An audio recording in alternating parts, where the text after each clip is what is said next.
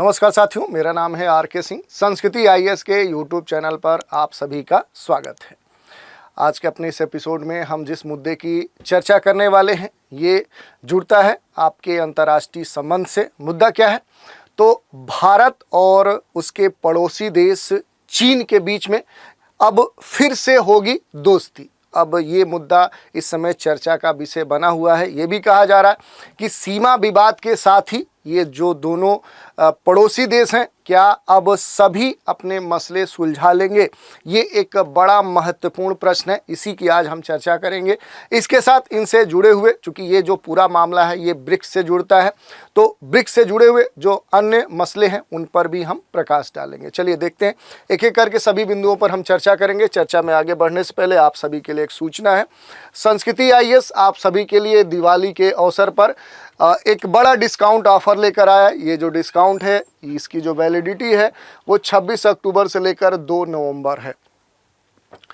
इसके तहत देखें तो यूपीएससी फाउंडेशन कोर्स जो प्रीलिम्स और मेंस है इसमें 50% तक की छूट आपको प्रदान की जा रही है, जिसमें सीसैट कोर्स आपको पूरी तरह से निःशुल्क प्रदान किया जा रहा है। इसमें जो फीस है पहले 1,20,000 है, जो डिस्काउंट होने के बाद आपको मात्र 60,000 में प्राप्त होगी। इसके अलावा यूपीपीएससी जो है इसके फाउंडेशन कोर्स प्रीलिम्स और मेंस को ध्यान में रखते हुए जो संचालित हो रहा है इस पर 70% की छूट दी जा रही है। इसके लिए जो निर्धारित फीस है वो 1 लाख रुपए है और डिस्काउंट होने के बाद ये जो राशि है ये मात्र 30,000 हो जाती है। यदि आप और अधिक जानकारी जानना चाहते हैं तो नीचे दिए गए नंबर जो है 9555124124 पर संपर्क कर सकते हैं, या फिर संस्कृति आईएएस की जो वेबसाइट है sanskrithias.com, यहाँ विजिट करके संबंधित जो जानकारी है उसे प्राप्त कर सकते हैं। चलिए अब थोड़ा सा चर्चा के विषय की बात करें। आप जानते हैं कि रूस के कजान शहर में इस समय 16वां ब्रिक्स शिखर सम्मेलन चल रहा है और इसमें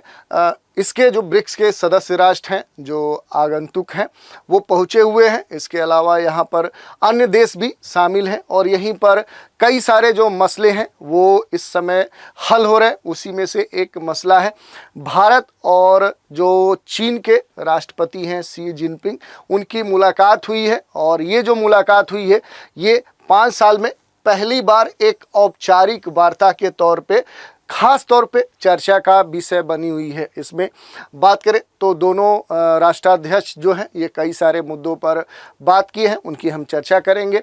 और इससे ये भी संकेत निकलता है कि 2020 में दोनों राष्ट्रों के बीच में एक सैन्य झड़प के बाद जो रिश्ते खराब हो गए थे अब उनमें धीरे धीरे सुधार शुरू हो गया है। ये एक सकारात्मक कह सकते हैं पहल है।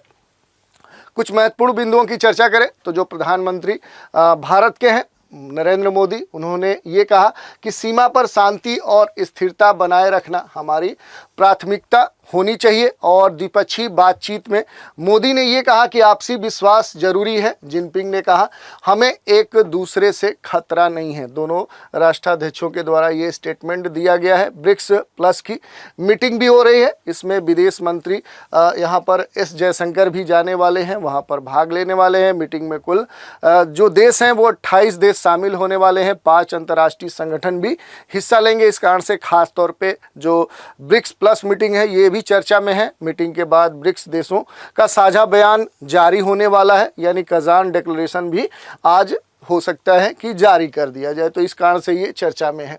थोड़ा सा भारतीय प्रधानमंत्री के द्वारा एक ट्वीट की चर्चा करते हैं जो आपके एक्स सोशल मीडिया प्लेटफॉर्म पर इनके द्वारा ट्वीट किया गया है। इन्होंने ये लिखा है कि रूस के कजान में ब्रिक्स समिति से अलग राष्ट्रपति शी जिनपिंग से मुलाकात हुई।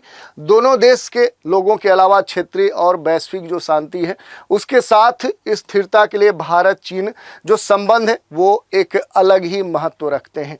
आपसी भरोसा, आदर, संवेदनशीलता ही दोनों देशों के द्विपक्षीय संबंधों को आगे बढ़ाने में मदद करेगी। ये बात कही गई है भारतीय प्रधानमंत्री नरेंद्र मोदी के द्वारा। यही नहीं, प्रधानमंत्री मोदी ने यह भी कहा कि आपसे मिलकर खुशी हुई, यानी जिनपिंग से मिलने के बाद जो राष्ट्रपति हैं उनसे मिलने के बाद इन्हें खुशी हुई।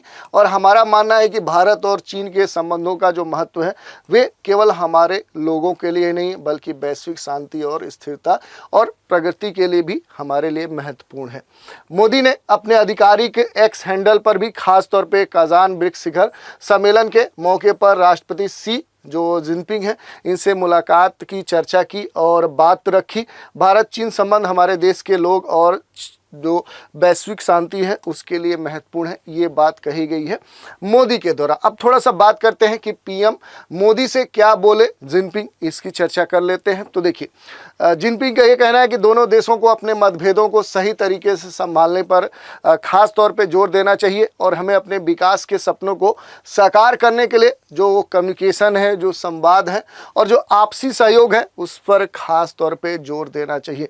तो यहाँ से आप समझ सकते हैं कि जो चीन है, चीन के जो तेवर हैं वो अब नरम पड़ चुके हैं। संबंध स्थिर बनाए रखने के लिए एक दूसरे के साथ मिलकर काम करना चाहिए जिससे दोनों देशों के विकास लक्ष्यों को पूरा करने में मदद मिल सके।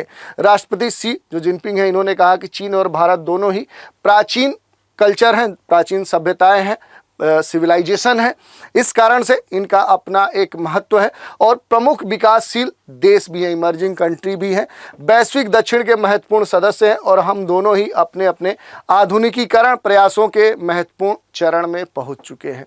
ये हमारे दोनों देशों और लोगों के मौलिक हितों को कह सकते हैं सर्वोत्तम रूप से पूरा करता है, ये बात कही गई है चीनी जो राष्ट्रपति शी जिनपिंग है। ठीक है, अब थोड़ा सा बात कर लेते हैं 5 साल बाद जो पीएम मोदी और चीनी राष्ट्रपति शी जिनपिंग की जो बातचीत हुई है उसके प्रमुख जो बिंदु हैं उनको कंक्लूड करते हैं। विवाद ठीक से सुलझाए जाएंगे, ये बात कही गई। पीएम मोदी ने दोनों देशों के बीच जो विभिन्न डिस्प्यूट हैं, जो मतभेद हैं, उनको ठीक से सुलझाने पर खास तौर पे फोकस किया है। आपसी भरोसे पर पीएम मोदी का जोर है। पीएम मोदी ने इस बात पर भी जोर दिया कि सीमा पर सुरक्षा, शांति, आपसी भरोसा और सम्मान जरूरी है। भारत चीन मिलकर काम करेंगे। शी जिनपिंग ने कहा कि चीन और भारत को मिलकर रहने और साथ विकास के लिए सही रास्ता ढूंढने को लेकर मिलकर काम करना होगा, ये चीनी राष्ट्रपति का कहना है। सीमा पर शांति कायम हो। पीएम मोदी और जो शी जिनपिंग है इस बात पर तैयार हुए कि भारत चीन सीमा पर अब शांति बनाए रखेंगे। यही नहीं, भारत चीन एक दूसरे का सहयोग भी करेंगे। जिनपिंग ने कहा कि भारत चीन एक दूसरे के लिए खतरा नहीं है, विकास के बल्कि अवसर है और दोनों विरोधी नहीं बल्कि सहयोगी हैं। ये बात कही गई है दोनों देशों के द्वारा। इसमें अगर पीएम मोदी की जो मुलाकात है इस पर आखिर विदेश मंत्रालय ने क्या यहाँ पर स्टेटमेंट दिया है, तो ये विदेश मंत्रालय का कहना है कि प्रधानमंत्री मोदी ने सीमा पर शांति और स्थिरता पर जोर दिया है और पीएम ने कहा है कि मतभेद का जो हल है वो सही ढंग से हो। विदेश मंत्रालय ने यह भी बताया कि दोनों देशों के जो प्रतिनिधि है वो जल्द ही सीमा विवाद पर फिर से बातचीत करेंगे। मोदी और शी जिनपिंग जो है वो द्विपक्षीय वार्ता कूटनीति और सैन्य दोनों स्तरों पर हुई है। तो ये एक महत्वपूर्ण है कि ऐसा नहीं है कि ये जो द्विपक्षीय वार्ता है ये कूटनीतिक स्तर पर हुई है बल्कि सैन्य स्तर पर भी हुई है। और इसका महत्वपूर्ण उदाहरण इसलिए है कि ये जो वार्ता है मात्र 72 घंटे से भी कम समय में हुई, ताकि ये दिखाया जा सके, ये सुनिश्चित किया जा सके कि दोनों देशों के बीच में जो संबंध है वो पहले से सुधर रहे हैं। खास तौर पे जो LAC है यहाँ पर जो बात बनी है, जो डिस्कस हुआ है, ये सबसे महत्वपूर्ण मुद्दा है। सार्वजनिक रूप से ये स्वीकार किया गया कि भारत के साथ लगे वास्तविक जो नियंत्रण रेखा है, खास तौर पे पूर्वी लद्दाख का जो इलाका है उससे सटा हुआ जो पूरा क्षेत्र है, इस पर 4 वर्षों से जारी जो विवाद है उसे निपटाने के लिए दोनों देशों के बीच में एक समझौता हो गया। ये सार्वजनिक रूप से स्वीकार कर लिया गया। चीन ने भी ये कहा है कि वो इस समझौते को लागू करने के लिए भारत के साथ काम करने के लिए तैयार है। भारत की तरफ से एक दिन पहले ही इसकी घोषणा कर दी गई थी। तो ये अभी तक का घटनाक्रम है। इसके अलावा अगर बात करेंगे अब दोनों देशों की आगे की रणनीति क्या होगी, अगर भारत की हम बात करें तो भारत के विदेश मंत्रालय ने एक स्टेटमेंट जारी करते हुए ये कहा कि दोनों नेताओं ने वास्तविक जो नियंत्रण रेखा है, जो लाइन ऑफ एक्चुअल कंट्रोल है, इससे सैनिकों के पीछे हटने और 2020 में शुरू हुए जो विवाद है इसे सुलझाने के लिए एक पेट्रोलिंग समझौते का स्वागत किया है। सीमा विवाद को सुलझाने के लिए दोनों देशों के बीच जो विशेष प्रतिनिधि है वो जल्द ही बैठक करेंगे और इसमें भारत की तरफ से जो NSA अजीत डोभाल है और चीन की तरफ से विदेश मंत्री वांग यी शामिल होंगे। तो ये एक महत्वपूर्ण कह सकते हैं कि आने वाले समय में चर्चा देखने को मिलेगी। 21 अक्टूबर को भारत के विदेश सचिव विक्रम जो मिस्त्री है, इन्होंने भारत और चीन के बीच में पूर्वी लद्दाख में जो LAC है उस पर पेट्रोलिंग को लेकर समझौते पर सहमति बनी थी, इसकी बात कही थी। इससे मई 2020 से पहले की जो स्थिति है वो शायद फिर से अब यहाँ पर वापस देखने को मिले। इसके अलावा चीन के द्वारा भी वक्तव्य जारी किया गया जिसमें ये कहा गया कि दोनों देशों ने आपस में संपर्क और सहयोग बढ़ाने के अलावा असहमति जो थी, उस जो मतभेद थे उसे सुलझाने पर खास तौर पे जोर दिया है और दोनों नेताओं ने विकास के मामले में एक दूसरे को सहयोग करने की वकालत की है। साथ ही अंतर्राष्ट्रीय जो जिम्मेदारियां हैं वहां भी दोनों देश जो पड़ोसी देश है ये मिलकर वहां पर एक दूसरे का साथ निभाएंगे।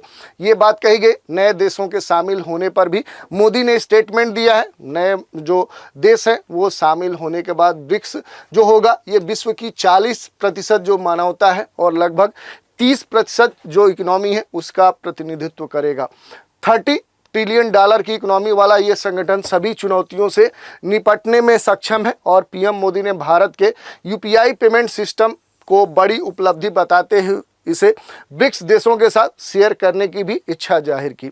उन्होंने भारत के मिशन लाइफ एक पेड़ माँ के नाम इस अभियान से जुड़ने के लिए भी ब्रिक्स के जो सदस्य राष्ट्र हैं उन्हें भी इनविटेशन दिया, न्योता दिया। इस कारण से एक महत्वपूर्ण पहल भारतीय प्रधानमंत्री के द्वारा यहाँ पर देखी जा सकती है। यही नहीं, ब्रिक्स अगर हम समिट की बात करें तो 2009 में ब्रिक्स देशों की पहली समिट हुई थी, ये आपके लिए महत्वपूर्ण है। इसके बाद 2010 में साउथ अफ्रीका के शामिल होने के बाद इसका नाम बदल गया, फिर ब्रिक्स से ये ब्रिक्स हो गया।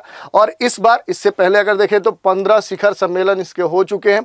इस बार 2024 में रूस के कजान शहर में इसका 16वां जो शिखर सम्मेलन है वो हो रहा है। इसके अलावा अगर देखें शुरुआत से अब तक तो 2006 में ये आप देख सकते हैं ब्राज़ील, रूस, भारत, चीन के विदेश जो मंत्री हैं इनकी यूएन मीटिंग के दौरान ये मिले थे। 2009 में रूस के चारों देशों का पहला शिखर सम्मेलन हुआ, फिर संगठन का नाम पड़ा ब्रिक। साउथ अफ्रीका औपचारिक रूप से इसमें शामिल हुआ, फिर ब्रिक्स से ये ब्रिक्स बना। 2023 में जो 6 देश हैं अर्जेंटीना, मिस्र, इथोपिया, ईरान, सऊदी अरब, यूएई को शामिल होने के लिए आमंत्रण मिला, लेकिन इसमें से जो अर्जेंटीना है यहाँ पर सरकार बदलने के बाद ब्रिक्स में शामिल होने से इनकार कर दिया और केवल 5 जो देश हैं वही ब्रिक्स में शामिल हुए। यानी पहले जो 5 देश थे अब वो बढ़कर 10 देश हो गए। तो 2024 में सदस्यता इसकी बढ़ गई। इसके अलावा देखें अब तक कहाँ कहाँ हुई है ब्रिक्स जो समिट्स, तो इसका डेटा आपको दिया गया है। उसी क्रम में देखें तो इस वर्ष जो 24 अक्टूबर तक हो रही है जो शिखर सम्मेलन, ये रूस के खजान में हो रहा है। जो इसका पिछला हुआ था वो साउथ अफ्रीका के जोहान्सबर्ग में हुआ था। तो इस तरह से हम देख सकते हैं भारत भी ब्रिक्स की 3 बार मेज़बानी कर चुका है। तो ये आपके लिए महत्वपूर्ण है। ये पूछा जा सकता है कि आखिर कब कब भारत ने मेज़बानी की है। तो देखिए एक बार 9 सितंबर 2021 को वीडियो कॉन्फ्रेंसिंग के द्वारा, चूँकि ये जो काल था ये पेंडेमिक का काल था और इस कारण से इस समय हुआ था। इसके अलावा देखें तो 15-16 अक्टूबर 2016 को भारत ने गोवा में ब्रिक्स की मेज़बानी की थी। उससे पहले 29 मार्च 2012 को भारत ने नई दिल्ली में ब्रिक्स की मेज़बानी की थी। तो इस तरह से कुल 3 बार कह सकते हैं ब्रिक्स की मेज़बानी भारत कर चुका है। इसके अलावा ब्रिक्स की जो अहमियत है, जो ताकत है, ये अमेरिका समेत पश्चिमी देशों की नज़र इस पर है और कई देश इसके मेंबर्स होना चाहते हैं। आखिर ऐसा क्यों है?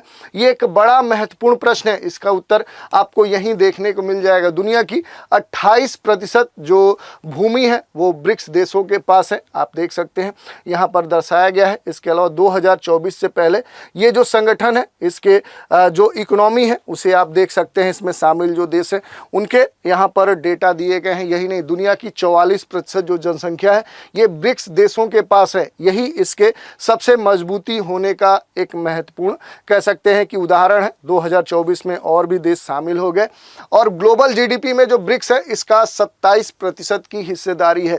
तो आप समझ सकते हैं कि ये कितना महत्वपूर्ण हो जाता है।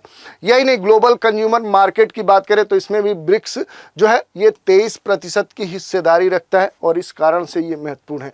दुनिया के कुल निर्यात में जो ब्रिक्स देशों की भूमिका है वो 15% की है और इस कारण से भी ये महत्वपूर्ण हो जाता है। यही नहीं, टॉप जो 5 ग्लोबल मिलिट्री पावर वाले देश हैं उनमें 3 ब्रिक्स देश शामिल हैं और इस कारण से इसका जो पावर है वो आप देख सकते हैं। पहले से जो शामिल देश हैं उनकी मिलिट्री पावर की रैंकिंग आप देख सकते हैं। रूस दूसरे पे है, चीन तीसरे पे है, भारत चौथे पे है, ब्राज़ील 12वें पे है, साउथ अफ्रीका 33 पे है। तो ये आप देख सकते हैं कितने महत्वपूर्ण और पावरफुल जो देश हैं वो इसके सदस्य हैं। ब्रिक्स शुरुआत से अगर अब तक देखेंगे तो इसकी ये पूरी जर्नी आपको देखने को मिल सकती है। इसके अलावा देखें तो पश्चिम देशों के लिए जो ब्रिक्स है ये एक बड़ी चुनौती बनकर उभर रहा है। ये अब सब स्वीकार कर रहे हैं क्योंकि पुतिन ने स्विफ्ट पेमेंट सिस्टम की तरह ही ब्रिक्स देशों के लिए एक नया अलग पेमेंट सिस्टम बनाने को लेकर एक मुद्दा, एक एजेंडा घोषित कर दिया है। और ब्राज़ील के जो राष्ट्रपति हैं लुला डा सिल्वा, इन्होंने ब्रिक्स संगठन के देशों को व्यापार करने के लिए एक नई करेंसी बनाने की बात कही है और इन्होंने ये कहा कि हम क्यों डॉलर में ट्रेड कर रहे हैं, ये एक बड़ा प्रश्न इन्होंने उठाया है। कुछ देश जरूर अपनी नेशनल करेंसी में ट्रेड शुरू कर चुके हैं, लेकिन चीन और रूस इन देशों में शामिल अभी हैं। और इसके अलावा यूक्रेन जंग के बाद देखें तो रूस नेशनल करेंसी के इस्तेमाल पर खास तौर पे जोर दे रहा है। तो ये अभी तक जो घटनाक्रम है उस कारण से देखें तो ये काफ़ी महत्वपूर्ण हो जाता है। नए देशों के शामिल होने से कितना बदलाव होगा ये भी एक महत्वपूर्ण प्रश्न है। जैसे ब्रिक्स में कई सारे नए देश शामिल हो रहे हैं और कई सारे शामिल होने के इच्छुक हैं। इससे अगर देखें तो इसकी जो ताकत है ब्रिक्स की वो अब बढ़ते जा रहे हैं। जैसे देखें अभी हाल ही में यूएई है, ईरान है, इजिप्ट है, इथोपिया है, इनके जुड़ने से जो ब्रिक्स देशों का जो बाजार है ये अब और बढ़ गया है।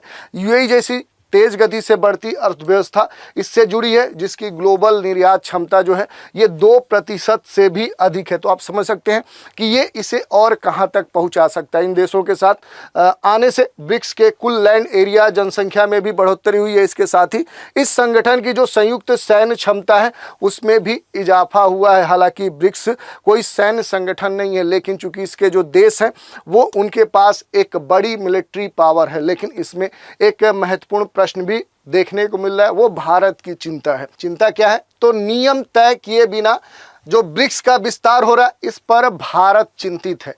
क्यों चिंतित है, थोड़ा सा इस पर हम बात करें। अगर हम घटनाक्रम की बात करें तो ये जो ब्रिक्स जो शिखर सम्मेलन चल रहा है इससे पहले ही 18 अक्टूबर को जो रूसी राष्ट्रपति व्लादिमीर पुतिन है इन्होंने बताया कि लगभग 34 देश जिसमें भारत का पड़ोसी देश पाकिस्तान भी शामिल है ये ब्रिक्स में शामिल होने की इच्छा जता चुके हैं। भारत विस्तार को लेकर सामान्य तौर पे देखें तो चिंतित है, हिचकिचाता रहा है क्योंकि सदस्य बनने के नियम जो है वो अभी तक किसी ठोस स्थिति में नहीं है और फिलहाल ब्रिक्स में जो देश हैं उनका बड़ा आधार अर्थव्यवस्था है।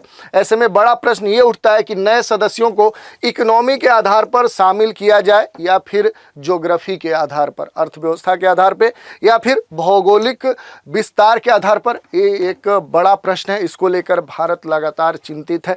भारत का कहना है कि इससे जुड़े हुए जो भी सदस्य हैं जो पहले से इसके मेंबर हैं या कहें तो इसके फाउंडर मेंबर हैं वो पहले ये एक नियम बनाए कि आखिर ब्रिक्स से जुड़ने के लिए मूल रूप से क्या नियम होंगे वो बनने चाहिए, उसके आधार पर ही इसका विस्तार किया जाना चाहिए। तो ये मुद्दा था जिस पर हमने बात की और देखा कि अब भारत और चीन अब धीरे धीरे एक दूसरे के पास आ रहे हैं। इनके बीच में जो पहले से एक विद्वेष हो चुका था, एक तनाव की स्थिति उत्पन्न हो गई थी, वो धीरे धीरे समाप्त हो रही। कई सारे जो मुद्दे हैं उस पर चीन भी अब भारत का सहयोग करने के लिए तैयार दिख रहा है। तो ये मुद्दा था जिस पर आज हमने चर्चा की।